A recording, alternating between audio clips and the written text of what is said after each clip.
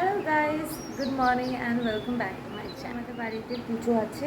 আমি তো এক্সাইটেড, কারণ আমাদের এবারে মন্দিরটা অনেক বড় করে করা হয়েছে। পুজোর ব্লগই থাকবে স্পেশাল। এখন আমি যাচ্ছি জিম থেকে এসে তারপর অনেক কাজ রয়েছে, অনেক গুছানো রয়েছে, আস্তে আস্তে করতে থাকো, তার দেখতে থাকো। ওকে, টাটা। এখনের জন্য টাটা, আরও আছে, ডোন্ট স্কিপ। লাইফে অলওয়েজ আমি অনেক চিন্তা ভাবনা করে ভুলভাল ডিসিশন নিয়েছি, but for the first time আমি অনেক চিন্তা করে ঠিক ডিসিশন নিয়েছি জিম জয়েন করে। একটা ছোটোখাটো ন্যাপ নিলাম, এবার এবার একটু ঠিক লাগছে। এই ন্যাপটা না নিলে আমি আর তার বাকি কাজ করতে পারবো না। এবার আস্তে আস্তে করে আমাকে সব গুছাতে হবে। এই হলো আমাদের নতুন মন্দির, যেটা আগে ছোট ছিল কিন্তু সেটা এখন নতুন করে তৈরি করা হয়েছে আর একটু বড় করে করা হয়েছে, কারণ আমাদের আগের যে মন্দিরের মধ্যে না আমাদের জল ঢুকেছে তো যখনই বর্ষাকাল আসতো, তো এটা নতুন করে করা হয়েছে। তোমরা প্লিজ জানিও যে কেমন হয়েছে দেখতে। আমাকে অলওয়েজ অনেকে জিজ্ঞেস করে যে বাড়িতে শনি ঠাকুরের পুজো, এটা তো কোনো দিনও শুনিনি। কিন্তু হ্যাঁ, আমাদের বাড়িতে শনি ঠাকুরের পুজো হয়, কারণ আমার বাবাকে বহু বছর আগে স্বপ্ন এসেছিলো। তারপর থেকে আমাদের বাড়িতে রেগুলার এই পুজো শনিবার করে হয়, আর বছরে একবার করে এর বাৎসরিক পুজো হয়। আর এই পুরো মন্দিরের স্ট্রাকচারটা আমি আর আমার ভাই মিলে রেডি করেছি। ভাই রেডি করেছে পুরো বাইরের যে মানে কীরকম হবে মন্দিরের বাইরেটা, আর ভিতরের কালার কম্বিনেশন যা কিছু সেগুলো আমি ডিসাইড করি। আর বাইরের ওয়েদারটা যত সুন্দর ছিল আমার ঘরটা ততটাই নোংরা ছিল, জাস্ট দেখো। এখন সেগুলোকেও আস্তে আস্তে করে ক্লিন করতে হবে। এভরি সানডে আমি আমার রুমটাকে পুরো ক্লিন করি, মানে ডিপ ক্লিনিং করি। কিন্তু সেদিনকে যেহেতু শনিবার আমি অফিস ছুটি নিয়েছিলাম, তো আমি ওই দিনেই সব ঘরের যত যাবতীয় কাজ রয়েছে সব ক্লিন করে নিয়েছিলাম। এই যে তুই আসলি, তোদের সাথে সাথে আমি কাজ ধরিয়ে দিলাম, কেমন লাগছে? এ কি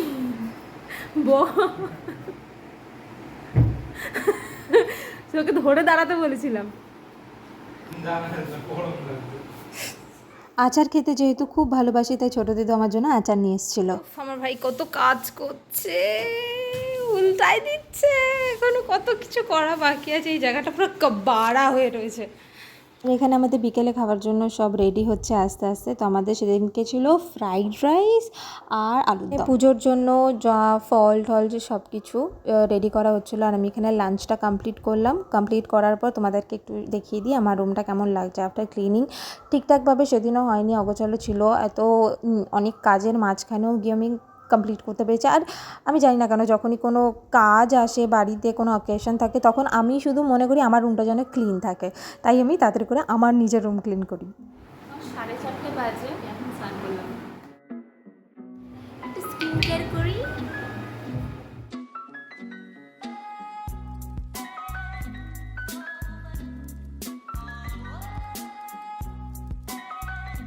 এখানে আমার মা, পিসি আর ছোটো দিদু মিলে সব রেডি করছিল, আর আমি কি করছি, আমি শুধু আমার মন্দির দেখাচ্ছি, আশেপাশের নাজারা দেখাচ্ছি, নিজেকে দেখাচ্ছি।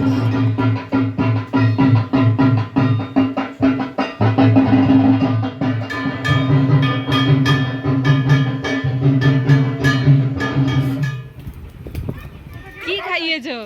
আরে তো তুই আর উপরে বলে বাজি ফাটালি। হ্যাঁ, ও সেটা ওই যে কারেন্ট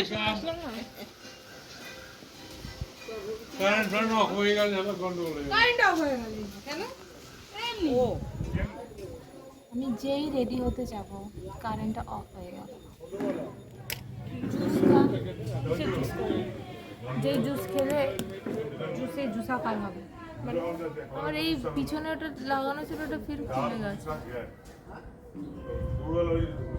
যজ্ঞ করবে মানে যজ্ঞ করবে। ও কি বললি কথাটা, কি বললি কথাটা তুই আরেকবার আমরিস প্লিজ সেইটাকে কি বললি কথাটা?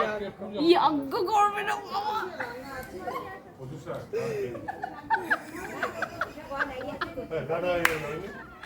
यज्ञ করবে না, फिर से बोलना जरा।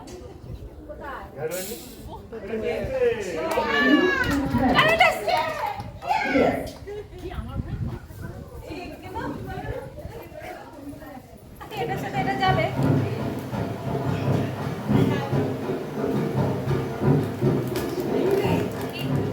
কানটা জ্বলে গেল মনে হচ্ছে।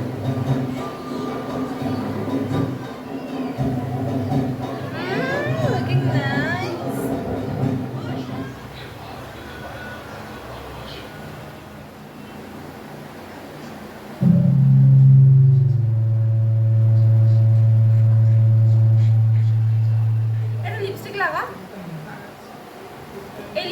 লাগা, আমি দিয়ে লাগিয়ে দিই।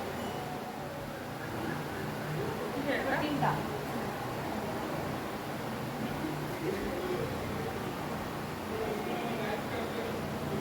বলোই তো না।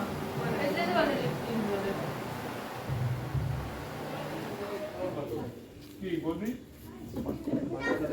এ কই রাখি দি, আমি কি করবো বলো? কি বলবি? আমি ড্রেস পরেছি, কেমন লাগছে? আমার বাবার কিন্তু ভালো লেগেছে, কিন্তু বলবে না তো কি হয়ে গেল। খুব সুন্দর লাগছে। থ্যাংক ইউ, আমি জানি।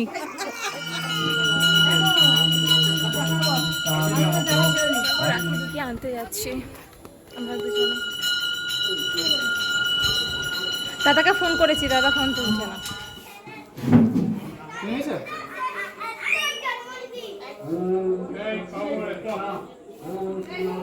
হ্যালো, এক্সকিউজ মি, আমি আছি।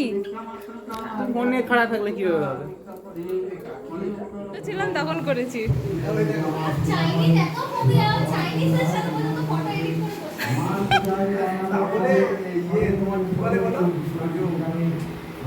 করে বসে। বিটিএস জংকুক ফটো ফ্রেম কর। বললাম না বিটিএস করলে ওখানে একটা আছে, ওখানে একটা আছে। আর এখানে আমরা সবাই মিলে ছাদে গিয়ে সেদিন আড্ডা দিচ্ছিলাম, কারণ এত সুন্দর হাওয়া দিচ্ছিল, কেউ আর ছাদ থেকে নামতেই চাইছিল না। সবাই বসে সবার সাথে গল্প করছিল, সবাই একটু হাসি মজাক সব হচ্ছিল। আর সেদিনকে যজ্ঞ হয়েছিল, যজ্ঞটা আমার নামে ছিল, আমি জানি না কেন আমার নামে হয়েছিল সেদিনকে, বাট আমার নামে হয়েছিল। আর আমি বসে রয়েছি অ্যান্ড অল টাইম আমি ফাজলামি মারছি, যজ্ঞর দিকে আমার কোনো মন নেই। কে কোথায় কোথায় কীরকমভাবে রয়েছে সব দিকে আমার চোখ রয়েছে, কিন্তু যেটার জন্য বসে আছি সেটা ছাড়া আমি সব কিছু দেখছি। ভাই এখানে খাবার প্যাক করে দিচ্ছে, কারণ রাখিদি ওরা যেহেতু অনেক দূর থেকে এসেছিলো, মানে অফিস হয়েই এসেছিলো ওরা, কিন্তু যেহেতু দূরে যাবে, একজন হাবড়া, একজন অশোকনগর, একজন সেই বনগাঁ, একজন দমদম, তো তাদের জন্য আমরা খাবার প্যাক করে দিয়েছিলাম কি তাড়াতাড়ি যাওয়ার জন্য। কারণ ইভেন আমাদের সেদিনকে প্রচণ্ড বৃষ্টিও হয়েছিল সব মানে কাজ কমপ্লিট করে নেওয়ার পর। তো এখানে আমরা সবাই মিলে খেতে বসেছি, কারণ আমার প্রচণ্ড খিদে পেয়ে গেছে।